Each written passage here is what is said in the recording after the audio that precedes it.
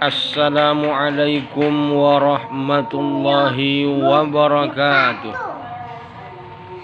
Alhamdulillah wa syukrulillah wassalatu wassalamu ala rasulillah wa ala alihi wa sahbihi wa mawalah, amma ba'du. Ikhwani fillah yang dirahmati Allah, syukur kita ucapkan alhamdulillah pada Rabbul Jalil, Allah Tuhan semesta alam, pengatur perputaran proses waktu, mengatur takdir dan kehidupan manusia. Tidak ada satu daun pun yang jatuh kecuali atas izin dan pengetahuan Allah. Bahkan sebiji zarrah pun yang bergerak kecuali atas sepengetahuan dan kehendak Allah. Maka kita sebagai manusia mesti untuk meningkatkan takwa, untuk meningkatkan sabar, meningkatkan iman dalam proses cobaan dan ujian kehidupan dunia. Karena sesungguhnya orang yang sukses dalam kehidupan adalah orang yang selalu memperingatkan dirinya untuk hari-hari setelah kematiannya meninggalkan dunia ini. Salawat dan salam kita panjatkan kehariban junjungan kita Sayyidul Anam, Nabi Muhammad sallallahu alaihi wasallam. Sosok manusia yang paripurna, yang sempurna, manusia tapi bukan manusia biasa. Makhluk tapi bukan makhluk biasa. Karena Nabi Muhammad sallallahu alaihi wasallam adalah makhluk yang dicintai Allah, yang mendapat gelar Habibullah. Maka banggalah kita sebagai umat Muhammad, umat manusia yang dipilih oleh Allah Subhanahu wa taala menjadi pengikut dan menjalankan sunnah-sunnah beliau. Ikhwani fillah yang dirahmati Allah Subhanahu wa taala, edisi kali ini mari kita coba untuk mengupas betapa pentingnya setiap insan untuk mengikuti kelompok-kelompok yang benar. Yadullah fawqal jamaah. Sesungguhnya keputusan Allah itu tidak jauh daripada keputusan dan kehendak orang ramai. Di dalam kehidupan setiap manusia punya kepentingan dan keinginan. Untuk mencapai kepentingan dan keinginan mesti adanya upaya dan proses. Salah satu proses yang paling penting adalah ittihad, persatuan kelompok yang besar dan kelompok yang benar. Banyak orang salah dalam memilih kelompok sehingga apa yang dia inginkan tidak sesuai dengan kehendak Allah. Dalam berkelompok mesti ada satu visi dan misi yang sama, bahwa kelompok itu dibuat untuk ridha dan li'a'la'i kalimatillah. Kalau kelompok dibuat untuk kepentingan pribadi, biasanya semu akan hancur, akan sirna, ditelan oleh waktu, dihilangkan oleh masa, dan digerus oleh keinginan-keinginan hawa nafsu.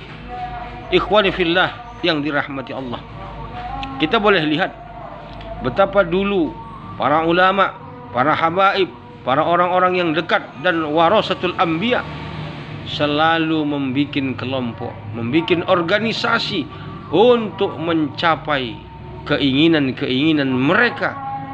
Di mana organisasi yang mereka buat, tendensinya satu, kepentingannya satu, bagaimana agama Allah tetap eksis dan bagaimana mereka berupaya sebagai orang yang aktif dan bergerak dalam pergerakan kepentingan agama. Muhammadiyah dibikin oleh Muhammad Dahlan.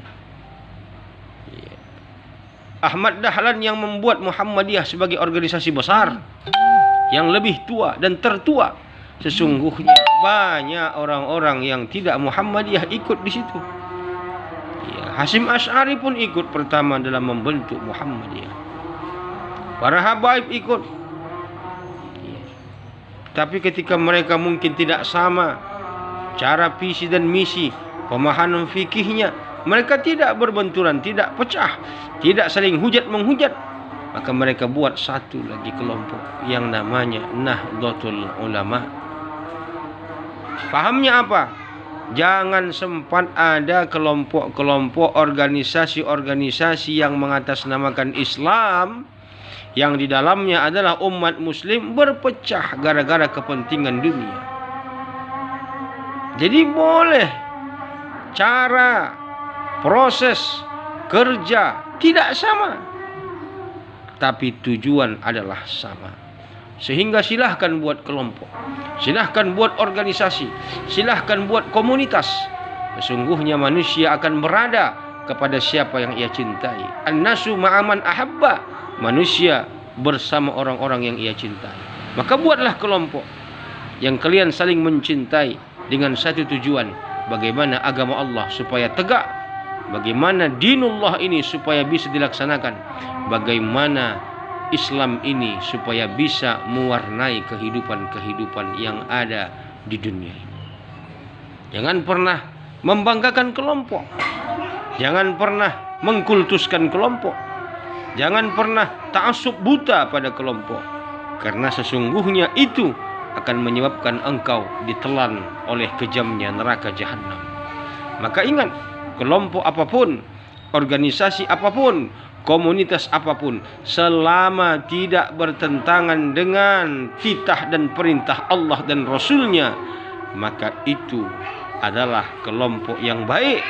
Dan selama kelompok itu lebih mengedepankan kepentingan agama dari segalanya, selama itu kelompok itu layak untuk dibantu dan diikuti.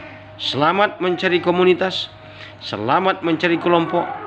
Dan saya bangga hari ini berada pada komunitas kelompok Front Pembela Islam atau FPI. Semoga sukses. Assalamualaikum warahmatullahi wabarakatuh.